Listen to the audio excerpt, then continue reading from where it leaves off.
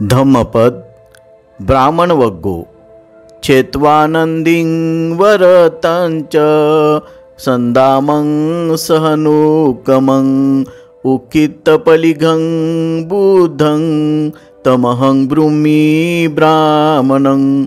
ज्याने दोरी, वादी आणि बेडी ही त्यांच्याबरोबर येणाऱ्या बंधनासह तोडून टाकली आहे, ज्याने अडसळ काढून फेकून दिला आहे, जो जागृत झाला आहे त्याला मी ब्राह्मण म्हणतो। अर्थकथा।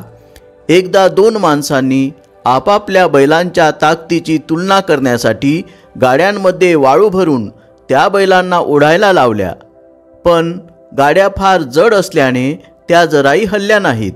उलट गाडीला ज्या चामड्यांच्या पट्ट्याने झुंपले होते तो पट्टाच तुटून गेला। एका भिक्षूने तो प्रसंग पाहिला आणि बुद्धांना ती हकीकत सांगितली। त्यावर बुद्धांनी भिक्षूंना सल्ला दिला की त्यांनी आपल्या मनातील दोऱ्या, वाद्या आणि पट्टे अशा गोष्टी नष्ट करून टाकाव्या।